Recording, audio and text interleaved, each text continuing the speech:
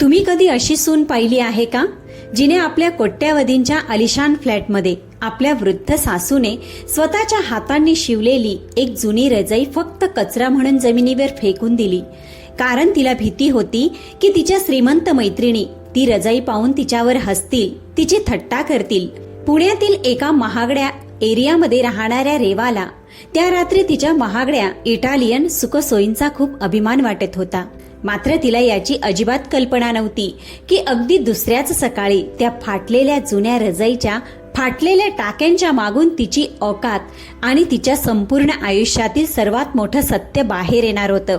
शेवटी दुसऱ्या सकाळी असं काय घडणार होतं ज्यामुळे सगळ्यांचीच शुद्ध हरपली होती.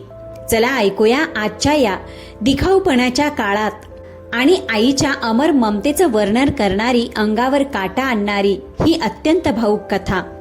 डिसेंबरच्या शेवटच्या आठवड्यातील ती रात्र पुण्यात हाडं गोठवणारी थंडी घेऊन आली होती. बाहेर बर्फासारखे थंड वारे वाहत होते, पण पुण्यातील एका अलिशान आणि महागड्या अपार्टमेंटमध्ये हीटरची ऊब पसरली होती. ह्या अलिशान घरात 60 वर्षाच्या सकुताई आपल्या एकुलत्या एक मुलाच्या म्हणजेच आकाश आणि आपल्या अत्यंत आधुनिक श्रीमंत घरातील सून रेवा यांच्या सोबत राहत होत्या. सकुताईंच्या पतीचं अनेक वर्षापूर्वीच निधन झालं होतं. त्या स्वभावाने अत्यंत साध्या, दयाळू आणि जुन्या संस्कारांवर विश्वास ठेवणाऱ्या महिला होत्या. तर रेवा एका मोठ्या कॉर्पोरेट कंपनीत मॅनेजर होती. तिला जुन्या वस्तू आणि जुन्या विचारांचा प्रचंड तिरस्कार होता. मागील 3 महिन्यांपासून सकुताई आपल्या खोलीत बसून चष्मा लावून सुई दोऱ्याने जुन्या रंगबिरंगी कपड्यांच्या तुकड्यांना जोडून त्या मोठ्या आवडीने आणि जीवापाड मेहनत करून हाताने शिवलेली पारंपरिक गोधडी तयार करत होत्या. त्यांच्या वृद्ध आणि थरथरणाऱ्या हातांनी त्या गोधडीच्या प्रत्येक टाक्यात आपल्या आशीर्वादांची आणि ममतेची वीण घातली होती. संध्याकाळी जेव्हा आकाश आणि रेवा ऑफिसमधून थकून भागून घरी परतले, तेव्हा सकुताई आपल्या खोलीतून बाहेर आल्या. त्यांच्या हातात तीच जड रंगीबेरंगी हाताने शिवलेली गोधडी होती. ती पाहताना सकुताईंच्या चेहऱ्यावर एका आईचा अथांग आनंद आणि आशा झळकत होती. त्या रेवाजवळ गेल्या आणि हसत ती गोधडी तिच्या हातात देत म्हटल्या, "हे घे रेवा, सुनबाई, यावेळी पुण्यात खूप कडक थंडी पडली आहे. मी मागच्या 3 महिन्यांपासून रात्र जागून माझ्या हातांनी ही रजाई तुझ्यासाठी आणि आकाशसाठी शिवली आहे. ही पांघरून झोपशील तर तुला एसीच्या हीटरपेक्षाही जास्त शांत आणि सुखद झोप लागेल आणि माझ्या ममतेची सावली सुद्धा मिळेल." रेवाने जशी ती जड आणि जुन्या कपड्यांची गोधडी पाहिली तसा तिचा चेहरा तिरस्कार आणि रागाने लालबुंद झाला. तिने ती रजाई अशी उचलली जणू कचरा उचलत आहे आणि एक क्षणही न विचार करता ती सोफ्याजवळ जमिनीवर फेकून दिली. "आई, हा काय भंगार घेऊन आलात तुम्ही माझ्या लिव्हिंग रूम मध्ये?" रेवा मोठ्या आणि कडक आवाजात ओरडत म्हणाली. "तुम्हाला कल्पना तरी आहे का? हा सोफा सेट आणि गालीच्या इटालीहून आले आहेत आणि तुम्ही या जुन्या फाटलेल्या कपड्यांची ही दुर्गंधीयुक्त गोधडी आणून ठेवली आहे. माझ्या मैत्रिणी घरी येतील, त्या पाहतील तर काय म्हणतील की माझ्या सासूने एक ब्रँडेड ब्लँकेट विकत घेण्याऐवजी पैसे नाहीत म्हणून या भिकाऱ्यांसारखी रजाई शिवून आणली आहे. मला तुमच्या हाताने बनवलेली ही निरुपयोगी वस्तू नको आहे. ही इथून घेऊन जा आणि पुन्हा कधीही माझ्या समोर आणू नका." सकुताईंच्या डोळ्यात क्षणातच अश्रू दाटून आले. त्यांनी जमिनीवर फेकलेली ती गोधडी पाहिली, जी बनवताना त्यांच्या बोटांना अनेक वेळा सुई टोचली होती. त्यांनी थरथरणाऱ्या हातांनी ती गोधडी उचलली आणि आपला मुलगा आकाशकडे पाहत म्हणाल्या, "आकाश बाळा, तू तर लहानपणी माझ्या शिवलेल्या गोधडीतच झोपायचास. बघ, तुझ्या बायकोला ही निरुपयोगी वाटत आहे. खरंच आईच्या हातच्या मेहनतीची काहीच किंमत नसते का रे?" आकाशने आपल्या आईच्या डोळ्यातील अश्रू पाहिले, पण तो पत्नी रेवाच्या रागासमोर काही बोलू शकला नाही. त्याने आपली नजर खाली घातली आणि हळू आवाजात म्हणाला, "आई, रेवा बरोबरच म्हणत आहे. आजकाल बाजारात 5-5 हजार रुपयात आंतरराष्ट्रीय ब्रँडेड ब्लँकेट्स मिळतात, जे खूप हलके आणि उबदार असतात. तुम्ही या वयात का डोळ्यांना त्रास करून घेत आहात आणि या जुन्या काळातील वस्तू बनवत राहता? ही तुमच्या खोलीतच ठेवा." मुलाच्या या शब्दांनी सकुताईच्या मनाला फार मोठा धक्का बसला. त्यांचा स्वाभिमान आणि त्यांचं मातृत्व पूर्णपणे जखमी झालं. त्यांनी शांतपणे आपले अश्रू पुसले गोधडीला छातीशी कवटाळलं आणि आपल्या छोट्याशा अंधाऱ्या खोलीकडे निघून गेल्या. आपल्या खोलीत जाऊन सकुताईंनी ती गोधडी कपाटाच्या सर्वात सुरक्षित कोपऱ्यात ठेवली. त्यांनी कपाटाच्या लॉकरमधून आपल्या स्वर्गवासी पतींची एक जुनी पिवळी पडलेली डायरी काढली. त्या डायरीची पानं उलटताना त्यांचे डोळे एका खास पानावर स्थिरावले. त्यांनी त्या रजाईकडे पाहिलं आणि जड आवाजात पुटपुटल्या, रेवा, तू आज या जुन्या कपड्यांच्या तुकड्यांना निरुपयोगी समजून नाकारला आहेस आणि माझा अपमान केला आहेस. पण तुला माहित नाही की या रजाईमध्ये माझ्या पतींची आयुष्यभराची ती लपलेली परंपरागत संपत्ती शिवलेली आहे, ज्याच्या तुलनेत तुझ्या या महागड्या गाड्या, हा फ्लॅट आणि तुझी ही कॉर्पोरेट नोकरी माती समान आहे. जेव्हा तुला या रजाईची खरी किंमत कळेल तोपर्यंत खूप उशीर झालेला असेल. सकुताईंनी मनोमन एक मोठा निर्णय घेतला. त्यांना समजलं होतं की या आधुनिक घरात आता त्यांच्या स्वाभिमानाला आणि त्यांच्या ममतेला काहीच स्थान उरलेलं नाही. आणि त्याच रात्री जेव्हा आकाश आणि रेवा गाढ झोपेत होते, सकुताईंनी आपली एक छोटीशी सुटकेस भरली, ती गोधडी एका पिशवीत ठेवली आणि शांत त्या आलिशान घराचा उंबरठा कायमचा सोडून निघून गेल्या. अशा एका प्रवासावर जिथून त्यांच्या मागे एक असं रहस्य उघड होणार होतं जे रेवा आणि आकाशच्या आत्म्यालाही हादरवून सोडणार होतं. सकाळचे 7 वाजले होते. अपार्टमेंटच्या काचेच्या डायनिंग एरियामध्ये हीटर चालू होता. रेवा हातात ब्लॅक कॉफीचा मग घेऊन आयपॅडवर शेअर मार्केटचे ग्राफ पाहत होती आणि आकाश तयार होऊन ऑफिसला जाण्याच्या घाईत होता. आकाश, आज आईंनी अजून चहा बनवला नाही आणि नाश्त्याचीही काही तयारी केली नाही. रेवाने घड्याळाकडे पाहत चिडून म्हटलं, काल रात्रीच्या त्या निरुपयोगी गोधडीच्या गोष्टींवरून त्या बहुतेक अजूनही रुसून बसल्या आहेत. जा, त्यांना हाक मार. आकाशने सकुताईंच्या खोलीचं दार ठोठावलं. आई, आई, दार उघड, ऑफिसला उशीर होतोय. जेव्हा आतून काही आवाज आला नाही तेव्हा आकाशने कडी हलवली. दार उघडं होतं. दोघं आत गेले आणि खोलीचं दृश्य पाहून त्यांच्या पायाखालची जमीनच सरकली. खोली पूर्णपणे रिकामी होती. कपाट उघडं होतं, ज्यातून सकुताईंचे काही साधे सुती कपडे आणि ती हाताने शिवलेली रजाई गायब होती. तेवढ्यात त्यांची नजर टेबलावर ठेवलेल्या एका पत्रावर पडली, ज्यावर लिहिलं होतं, आकाश, रेवा, मी हे घर सोडून जात आहे, जिथे आईच्या ममतेला आणि तिच्या हातच्या मेहनतीला भिकाऱ्यांचा कचरा समजलं जातं. तिथे माझं अस्तित्व ओझ्यापेक्षा अधिक काहीच नाही. तुम्ही दोघं आनंदात राहा. पाहिलंस ना आकाश, तुझी आई किती नाटकी आहे. रेवाने कॉफीचा मग टेबलावर आपटत म्हटलं. एवढंसं काय बोलले? सरळ घर सोडून निघून गेल्या म्हणजे समाजात आपली बदनामी व्हावी. गेल्या असतील तर जाऊ दे. 2-4 दिवसांनी जेव्हा खिशातले पैसे संपतील तेव्हा आपोआप पाय ओढत परत येतील. त्यांना शोधण्याची काही गरज नाही. आकाशच्या मनाला थोडं दुःख झालं, पण रेवाच्या कडक स्वभावापुढे त्याने आपल्या मनातली शेवटची ममताही दाबून टाकली. तो ऑफिसला जाण्यासाठी वळला. इतक्यात आकाश मुख्य दरवाजापर्यंत पोहोचताच घराची डोअरबेल जोरात वाजली. त्याने दार उघडलं तर समोर काळ्या सूटमध्ये सजलेले शहरातील सर्वात नामांकित वरिष्ठ वकील के.एन. जाधव आणि त्यांच्या मागे रॉयल हेरिटेज बँकेच्या मुख्य विभागीय व्यवस्थापक उभ्या होत्या. त्यांच्या हातात सरकारी सिक्का मोर्तब असलेली काही अत्यंत मौल्यवान कायदेशीर कागदपत्र होती. मिस्टर आकाश आणि मिसेस रेवा इथेच राहतात का? वकील जाधवांनी गंभीर आवाजात विचारलं. होय, मीच आकाश आहे. पण तुम्ही लोक सकाळी सकाळी इथे कोणत्या कारणासाठी आला आहात? आकाशने आश्चर्याने विचारलं. वकील जाधव आणि व्यवस्थापक आत आले आणि हॉलमध्ये सोफ्यावर बसले. त्यांनी टेबलावर लाल रंगाची कायदेशीर फाईल ठेवली. मिस्टर आकाश, आम्ही तुमचे स्वर्गीय वडील रामराव यांच्या शेवटच्या गुप्त वसियतीच्या संदर्भात आलो आहोत. आजपासून बरोबर 20 वर्षापूर्वी तुमच्या वडिलांनी सकाळच्या एका गुप्त प्रकल्पाअंतर्गत शहराच्या मध्यभागी असलेली 200 एकरांची वडिलोपार्जित जमीन सोडली होती. त्या जमिनीवर चालू असलेला खटला न्यायालयाने काल संध्याकाळी तुमच्या कुटुंबाच्या बाजूने अंतिम निकाल देऊन संपवला आहे. त्या जमिनीची सध्या सरकारी किंमत तब्बल 50 कोटी रुपये आहे. 50 कोटी? हे शब्द ऐकताच रेवाच्या हातातून आयपॅड निसटून गालिच्यावर पडला. तिच्या डोळ्यात लोभाची एक विचित्र चमक उमटली. ती धावत वकिलांकडे आली. वकील साहेब, तुम्ही खरं बोलत आहात ना? 50 कोटी म्हणजे आपण एका रात्रीत करोडपती झालो. कागदपत्र कुठं आहेत? मी आणि आकाश आत्ताच सही करतो. रेवाचा हात हवेतच थांबवला आणि चष्मा नीट करत अत्यंत थंड स्वरात हसल्या. एवढी घाई करू नका मिसेस रेवा. तुमचे वडील रामराव हे अत्यंत दूरदृष्टीचे व्यक्ती होते. त्यांना माहीत होतं की भविष्यात धनसंपत्ती पाहून माणसाची नियत बदलू शकते. म्हणून त्यांनी आपल्या वसियतीत एक अतिशय कठोर आणि गुंतागुंतीची अट लिहून ठेवली आहे. कसली अट? आकाशने घाबरत विचारलं. बँक व्यवस्थापकांनी पुढे येत लोखंडी मजबूत लॉकर बॉक्स टेबलावर ठेवला. या लॉकरमध्ये त्या 50 कोटींच्या जमिनीचे मूळ मालकी हक्काचे कागदपत्र आणि बँकेच्या गुप्त खात्यांच्या चाव्या आहेत. पण हा लॉकर एका प्राचीन डिजिटल आणि मॅन्युअल कॉम्बिनेशन लॉकने बंद केलेला आहे.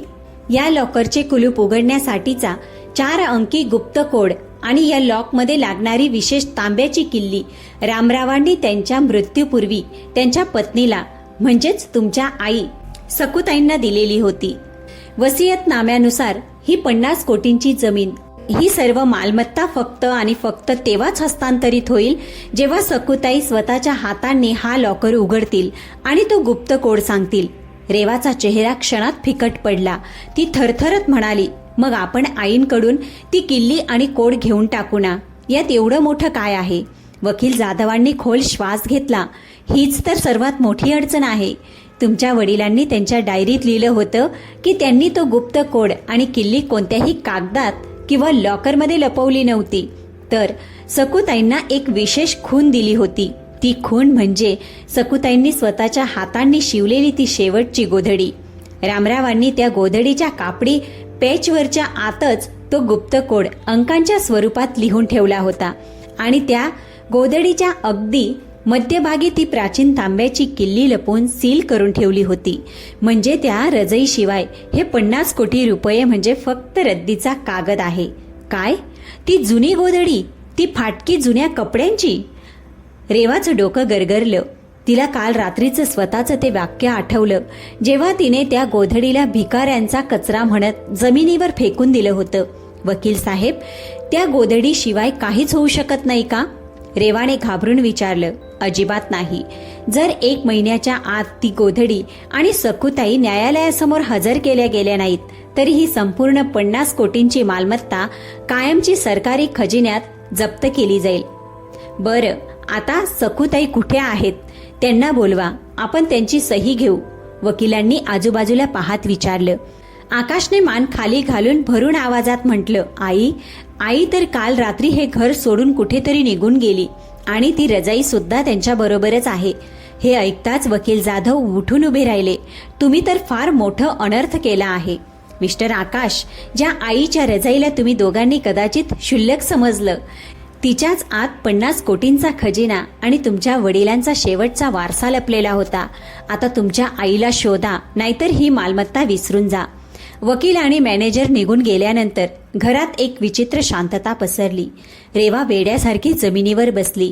काल रात्री ज्या रजाईला तिने लाथ मारली होती, आज त्याच रजाईच्या तुकड्यांमध्ये तिची संपूर्ण औकात दडलेली होती. तिने आकाशची कॉलर पकडली. आकाश, तू इथे उभा राहून काय करत आहेस? तुझ्या आईला शोध. ती रजाई जगाच्या कुठल्याही कोपऱ्यात असो. मला ते 50 कोटी रुपये कोणत्याही परिस्थितीत हवे आहेत. पुण्यातील एअर कंडिशन आणि हीटर असलेल्या अलिशान जीवनातून बाहेर पडून आकाश आणि रेवा पहाटेच त्यांच्या पिढीजात गावी पोहोचले. डिसेंबरच्या कडाक्याच्या थंडीने आणि दाट धुक्याने संपूर्ण गावाला वेढलं होतं.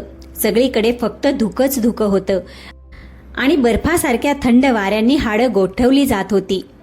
रेवाने तिचा महागडा ओव्हरकोट आणखी घट्ट गुंडाळला, पण तिच्या मनात थंडीपेक्षा जास्त त्या 50 कोटींच्या वारशाला मिळण्याची आग जास्त धगधगत होती. आकाश, पटकन चाल. या चिखल आणि शेणाच्या रस्त्यावर चालता चालता माझे ब्रँडेड बूट खराब होत आहेत. रेवाचं तोंड वाकडं करतच म्हणत होती. तुझी आई सुद्धा ना सरळ राहण्याऐवजी या मागासलेल्या गावात येऊन लपली आहे.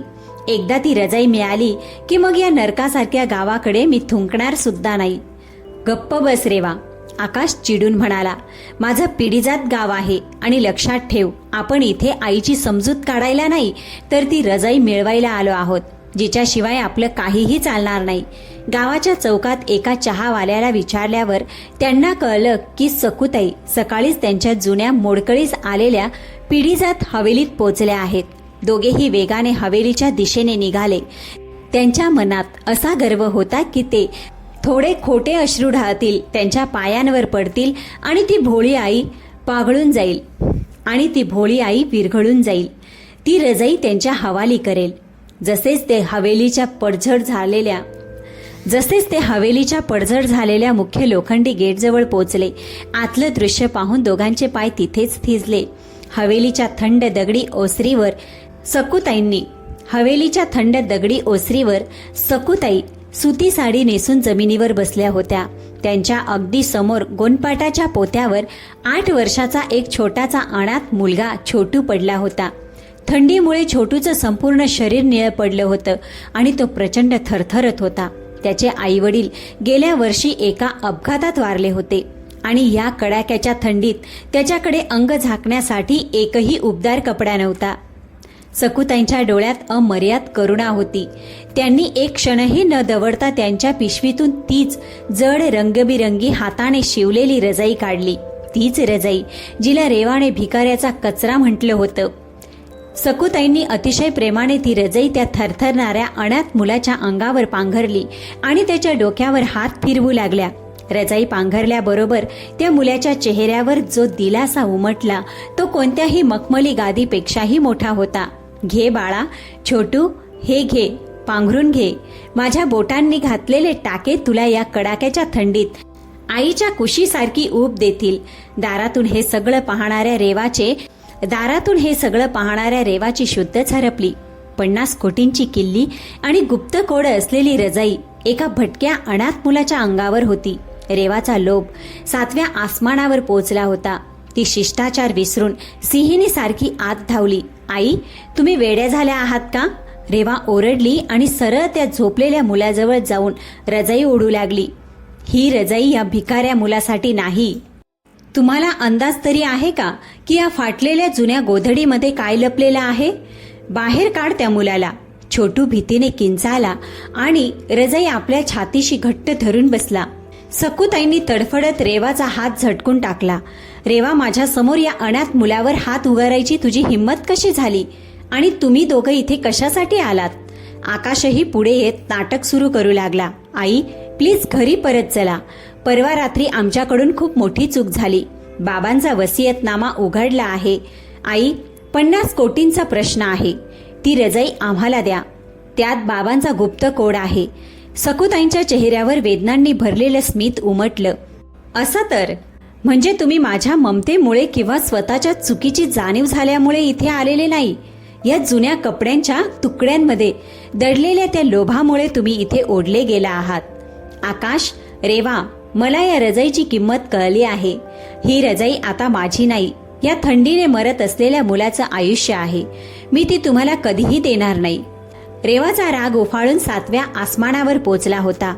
तिने तिची महागडी सँडल जमिनीवर आपटली. आई, सरळ मार्गाने ही रजाई आम्हाला द्या, नाहीतर मी या मुलाला ढकलून बाहेर काढीन आणि रजाई हिसकावून घेईन.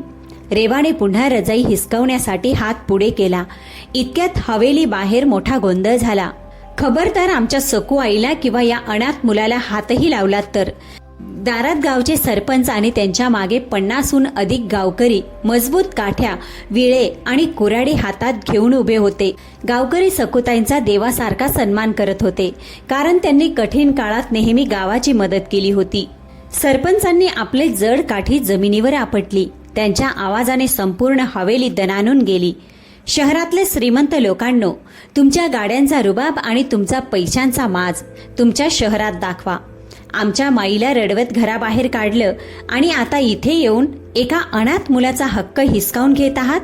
जर एक पाऊल जरी पुढे टाकलं तर याच गावाच्या मातीत तुम्हाला असं पुरू की पुण्याचा कोणताही कायदा तुम्हाला शोधू शकणार नाही. इथून निघून जा.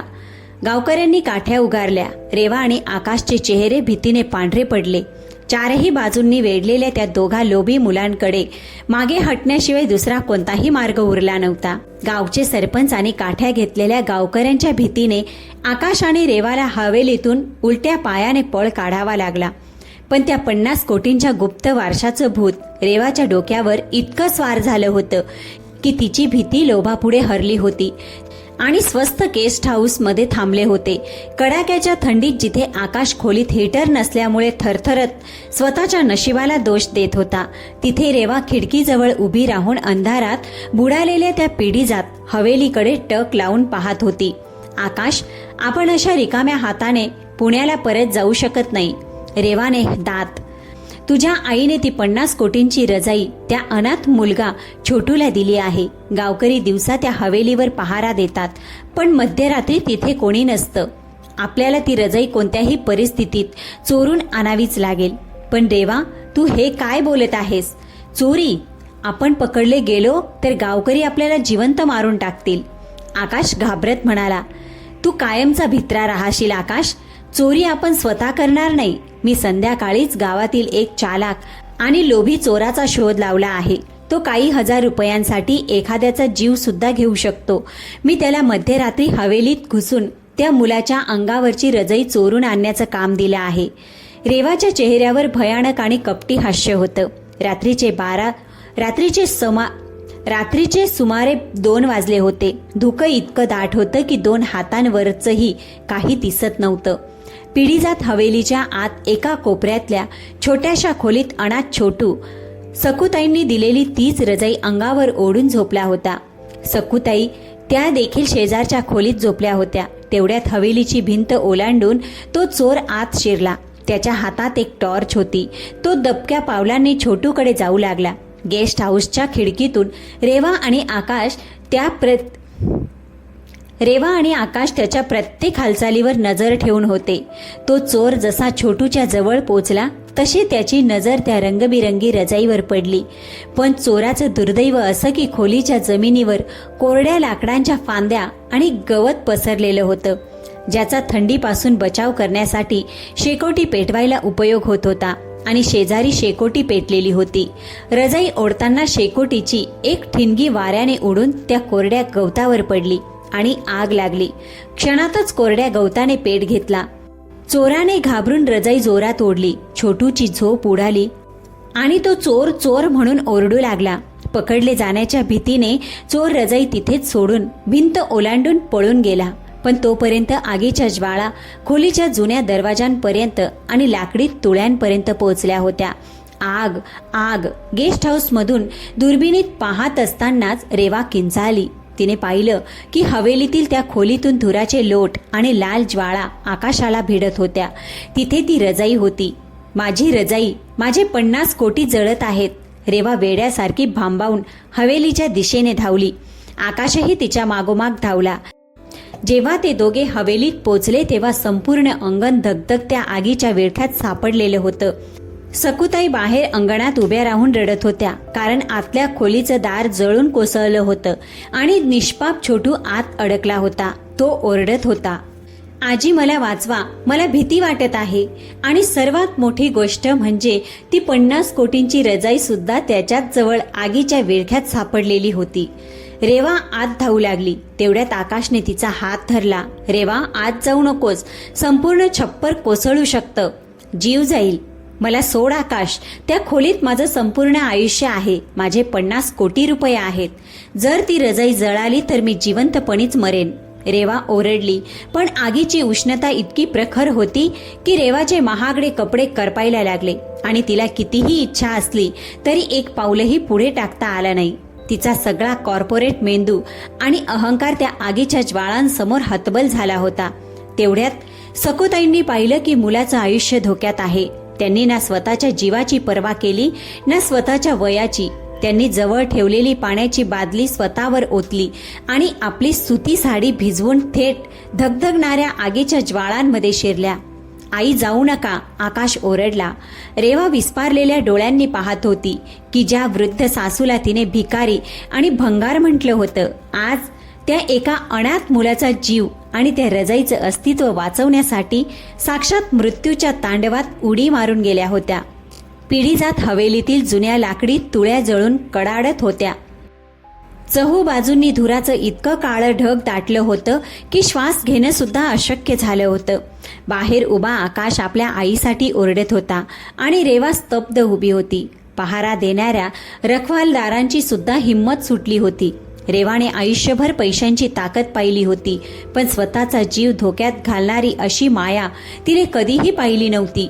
तेवढ्यात आतून हृदय पिळवटून टाकणारी एक किंकाळी ऐकू आली. सकुताई आगीच्या प्रचंड ज्वाळांना चिरत बाहेरच्या दिशेने येत होत्या. त्यांच्या सुती साडीचे कडे धगधगत होते.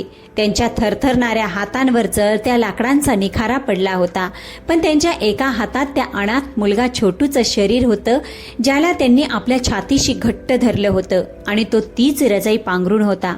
त्या वरांड्याच्या उंबरठ्यावर पोचल्या. तेवढ्यात त्यांचे पाय डगमगले. त्यांनी उरलेली सगळी शक्ती एकवटून छोटूला त्या रजाई सकट बाहेर अंगणात सुरक्षितपणे ढकलून दिलं, पण त्या स्वतः तिथेच जमिनीवर बेशुद्ध होऊन कोसळल्या. आई, आई! आकाश रडत धावत गेला आणि आपल्या आईचं भाजलेलं शरीर आगीतून बाहेर ओढून आणलं. गावातील लोकही आग विझवणाऱ्या गाड्या आणि पाणी घेऊन तोपर्यंत पोहोचले होते. सरपंचांनी ताबडतोब आपली गाडी काढली. सकुताईंना रक्तबंबाळ आणि बेशुद्ध अवस्थेत घेऊन सगळे जिल्हा रुग्णालयाच्या दिशेने धावले. जिल्हा रुग्णालयाचा कॉरिडॉर अत्यंत थंड आणि उदास होता. आयसीयूच्या दरवाजावर लाल रंगाचा दिवा पेटलेला होता. डॉक्टर आत सकुताईंच्या भाजलेल्या शरीरावर उपचार करत होते. बाहेर बेंचवर अनाथ छोटू बसला होता. त्याला किरकोळ खरचटलं होतं. तो तीच अर्धवट जळालेली रजई आपल्या छोट्या हातात घट्ट धरून रडत होता. देवा, माझ्या आजीला बरं कर. त्यांनी स्वतःचा जीव धोक्यात घालून मला वाचवला आहे.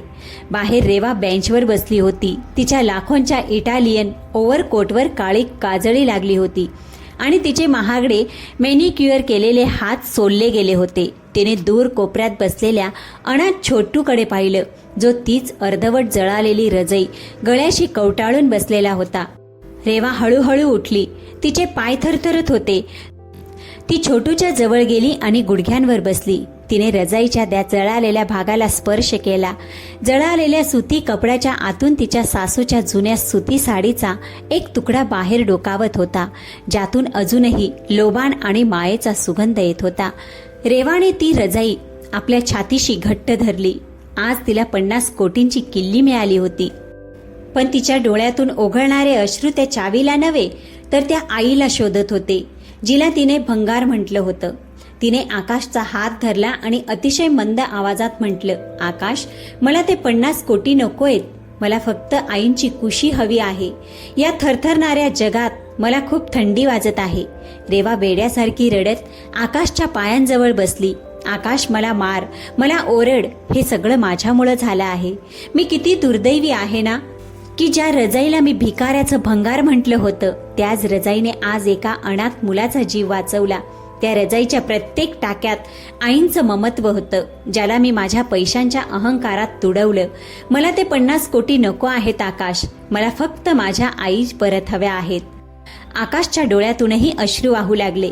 त्याने रेवाला उचलून मिठीत घेतलं. रेवा, चूक फक्त तुझी नाही, दोषी मी सुद्धा आहे, जो आपल्या आईच्या स्वाभिमानासाठी उभा राहू शकला नाही. आज आईला काही झालं तर या जन्मात आपण स्वतःला कधीच माफ करू शकणार नाही. तेवढ्यात आयसीयूचं दार उघडलं आणि मुख्य डॉक्टर बाहेर आले. त्यांच्या चेहऱ्यावर चिंतेच्या खोल रेषा होत्या. आकाश आणि रेवा धावत त्यांच्या जवळ पोचले. डॉक्टर साहेब, आमची आई कशी आहे? ठीक आहेत ना त्या? डॉक्टरांनी खोल श्वास घेतला आणि मान खाली घातली. स्थिती अत्यंत गंभीर आहे. त्या 60 वर्षाच्या आहेत आणि त्यांच्या शरीराचा 40% जास्त भाग भाजला गेला आहे. धुरामुळे त्यांना श्वास घेण्यात खूप त्रास झालेला आहे. पुढचे 2 तास त्यांच्यासाठी अत्यंत नाजूक आहेत. शुद्धीवर आल्यावर त्यांनी अतिशय अशक्त आवाजात तुमच्या दोघांचे नाव घेतले होते. तुम्ही आज जाऊन त्यांना भेटू शकता. पण डॉक्टर थांबले. त्यामुळे रेवाचं हृदय धडधडू लागलं. आयसीयूच्या आत मशीनच्या बीपच्या आवाजाने तो सन्नाटा आणखीनच भयावह होत होता. पांढऱ्या चादरीमध्ये सकुताई झोपल्या होत्या. त्यांचं संपूर्ण शरीर पट्ट्यांनी झाकलेलं होतं. ऑक्सिजन मास्कच्या मागून त्यांचा श्वास अतिशय मंद आणि तुटक चालू होता. आकाश आणि रेवा हळूच आत आले.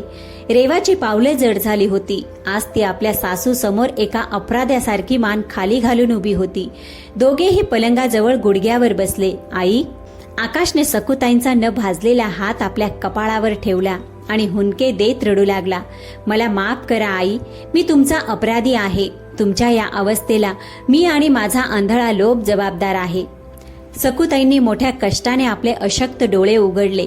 त्यांच्या चेहऱ्यावर मृत्यूची चाहूल होती, पण मुलांना पाहून त्यांच्या डोळ्यात राग नव्हता, तर तेच जुनं निर्मळ ममत्व पुन्हा चमकून उठलं. त्यांनी हळूच आपला ऑक्सिजन मास्क काढला. रेवा रडत सकुताईंचे पाय धरून बसली. आई, मला माफ करा. मला त्या 50 कोटींच्या खजिन्याचा कोड मिळाला आहे. मला ती तांब्याची चावी सुद्धा मिळाली आहे. ती त्या रजाईत शिवलेली होती.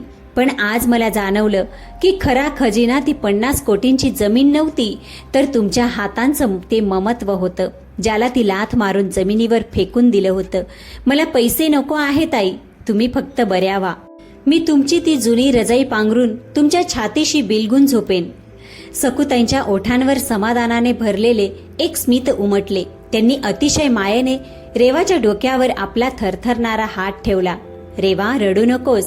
माणसाकडून चुका होतात, पण जो स्वतःची चूक मान्य करून पश्चातापाच्या आगीत जळून जातो तो मलिन राहत नाही. मला आनंद आहे की माझ्या या जुन्या रजाईने आज फक्त एका अनाथ मुलाचा जीव वाचवला नाही, तर माझ्या सुनेच्या मनात सुप्त पडलेली ममताही जागवली आहे. सकुताईंनी आकाशकडे पाहिले. आकाश, बाळा, बँकेच्या मॅनेजरने दिलेला तो लोखंडी डब्बा उचल. आकाशने जवळच ठेवलेला तो प्राचीन डब्बा उचलला. सकुताईंनी हाताच्या इशाऱ्याने दारात उभ्या रडणाऱ्या अनाथ छोटूला आत बोलावले. छोटूच्या हातात तीच अर्धवट जळालेली रजाई होती. सकुताईंनी त्या रजाईच्या पॅचवर्क मधून तांब्याची चावी काढली आणि आकाशला देत म्हटलं, आकाश, ही चावी लॉकरमध्ये लाव आणि कोड टाक. 1976 हेच ते वर्ष आहे जेव्हा तू या जगात आलास आणि मी पहिल्यांदा आई बनून तुला माझ्या हाताने शिवलेल्या गोधाडीत गोंडाळलं होतं. आकाशने थरथरणाऱ्या हातांनी चावी लावली आणि कोड टाकला. क्लिक असा आवाज होताच तो प्राचीन लॉकर उघडला. आत 50 कोटींच्या पिढीजात जमिनीची मूळ कागदपत्रे ठेवलेली होती. रेवा आणि आकाश यांनी हात जोडून म्हटलं, आई, आता या संपत्तीबद्दल तुम्ही जो आदेश द्याल तो आम्हाला मान्य आहे. सकुताईंनी खोल आणि शेवटचा श्वास घेतला. तर ऐका, माझी शेवटची इच्छा आहे. या 50 कोटींच्या संपत्तीपैकी अर्धा हिस्सा म्हणजे 25 कोटी रुपये या गावातील अनाथ मुलांच्या आश्रम आणि रुग्णालयासाठी जातील, ज्याची देखरेख हा निरागस छोटू करेल. आणि उरलेले 25 कोटी रुपये मी आकाश आणि रेवा तुमच्या दोघांच्या नावावर करत आहे. नाही आई, आम्ही यासाठी पात्र नाही, रेवाने रडत म्हटलं आणि नकार दिला. तू पात्र आहेस रेवा. सकुताईंचा आवाज आता आणखी मंद झाला होता. या 25 कोटींमधून तू शहरात एक खूप मोठी टेक्स्टाईल कंपनी सुरू करशील, जिचे नाव असेल सकू मेमोरियल हँडीक्राफ्ट. तिथे शहर आणि गावातील गरीब निराधार स्त्रिया आपल्या हातांनी रजया आणि भरतकामाचे काम करतील. तू आंतरराष्ट्रीय ब्रँडची ब्लँकेट्स विक, पण त्या ब्लँकेट्सच्या मध्ये माझ्या या हाताने बनवलेल्या रजाईची कला जगाच्या कानाकोपऱ्यात पोचव, जेणेकरून प्रत्येकाला कळेल की आईच्या हाताने विणलेल्या प्रत्येक टाक्याची किंमत कोट्यावधींच्या व्यवसायापेक्षा सुद्धा मोठी असते. एवढे बोलताच सकुताईंच्या डोळ्यातून एक शेवटचा अश्रू ओघळला. डॉक्टरांच्या मशीनवर एक लांब बीपचा आवाज घुमला. सकुताईंचा हात रेवाच्या डोक्यावरून घसरून पलंगावर पडला. त्यांनी कायमचे डोळे मिटले. आई, संपूर्ण रुग्णालयाचा कॉरिडॉर रेवा आणि आकाशच्या आक्रोशाने दणाणून गेला. पण सकुताई निघून गेल्या होत्या. मागे त्यांनी आपल्या ममतेचा असा वारसा सोडला होता जो कधीच संपणारा नव्हता. 1 वर्षानंतर पुण्यातील सर्वात आलिशान मॉलमध्ये एका भव्य शोरूमचे उद्घाटन झाले. शोरूमच्या मुख्य प्रवेशद्वारावर सोन्याच्या अक्षरात लिहिले होते, सकू मेमोरियल ममतेची रजाई. शोरूमच्या अगदी मध्यभागी एका मखमली काचेच्या बॉक्समध्ये तीच अर्धवट जळालेली रंगबेरंगी हाताने शिवलेली रजाई सजवून ठेवलेली होती. रेवा आज विदेशी ब्लँकेटच्या मध्ये उभी राहून ग्राहकांना अभिमानाने त्या जुन्या रजाईची गोष्ट सांगत होती. तिच्या डोळ्यात आता कुठलाही अहंकार नव्हता, तर आपल्या सासूबाईंबद्दल अथांग श्रद्धा होती. संध्याकाळी ती घरी परतल्यावर आपल्या आलिशान इटालियन सोफ्यावर बसून कोणताही आंतरराष्ट्रीय हीटर चालू करत नव्हती. त्याऐवजी आपल्या सासूबाईंनी बनवलेल्या त्याच परंपरेतील एक नवीन रजई ती आपल्या छातीशी कवटाळत असे. बाहेर डिसेंबरची कडक थंडी होती, पण त्या रजईच्या आत पण रेवाला एका आईच्या अमर आणि सुरक्षित सावलीची जाणीव होत असे. प्रेक्षक मित्रांनो, आजची कथा तुमच्या हृदयाला भिडली असेल तर व्हिडिओला लाईक अवश्य करा. तुम्ही कोणत्या शहरातून आमची कहाणी ऐकत आहात ते कॉमेंटमध्ये नक्की लिहा. चला तर भेटूया पुढच्या कथेसोबत.